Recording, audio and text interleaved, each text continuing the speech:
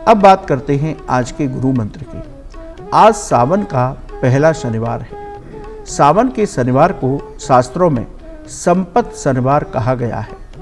यदि आपके ऊपर शनि की महादशा है या आप शनि की ढैया, साढ़े साती या किसी भी परेशानी से पीड़ित हैं, तो सावन के हर शनिवार को ये उपाय आप अवश्य कीजिए।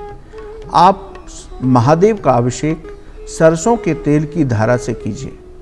काले तिल मिलाकर के सरसों के तेल में ये आप अभिषेक प्रत्येक शनिवार को कीजिए। महादेव पर बेल पत्र के साथ समी पत्र भी अर्पित कीजिए। इसके साथ शनि देव का भी तेलाभिषेक करें। पीपल के वृक्ष पर शाम को तेल का दीपक जलाकर पीपल के वृक्ष के पास बैठ करके ही शनि चालीसा, शिव चालीसा और हनुमान चालीसा का पाठ कीजिए, तो आपके जीवन में कोई भी ग्रहों से संबंधित बाधा होगी। इसके साथ ही आपके ऊपर शनि की साढ़े साती और ढैया चल रही हो, तो सावन के शनिवार आपके लिए किसी वरदान से कम नहीं है। इसीलिए शास्त्र कहते हैं ये संपत शनिवार हैं, सामान्य शनिवार नहीं है। इनमें जो साधक जिस मनोकामना से शिव और शनि दोनों का पूजन करते हैं, उनकी सभी मनोकामनाएं, सभी कष्ट दूर होते हैं। तो बंधुओं, शनिवार के सावन के शनिवारों को विशेष रूप से आप अवश्य पूजा कीजिए, तो आपकी सभी मनोकामनाएं अवश्य पूरी होंगी।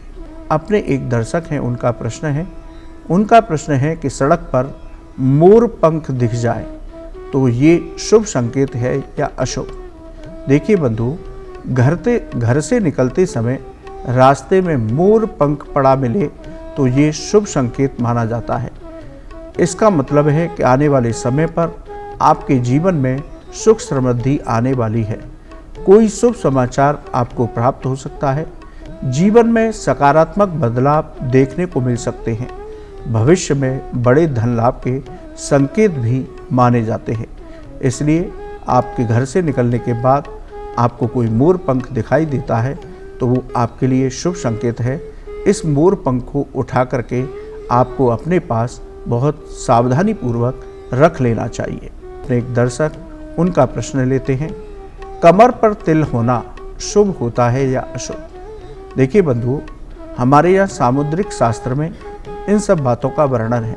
सामुद्रिक शास्त्र के मुताबिक जिनके कमर पर तिल होता है वो लोग मानसिक रूप से अशांत होते हैं।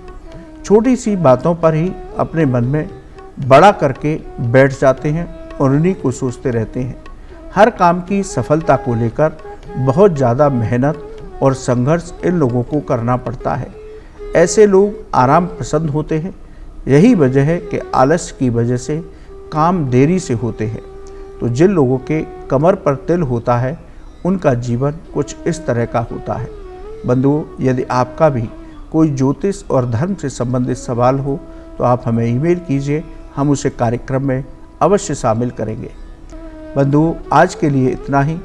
कल सुबह पुनः आपसे मुलाकात होगी।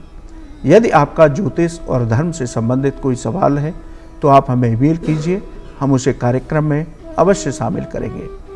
आपका आज का दिन बहुत मंगलमय हो, आपके सभी कार्य पूर्ण हों, आप स्वस्थ रहें, यही हम भगवान से प्रार्थना करते हैं। राधे राधे।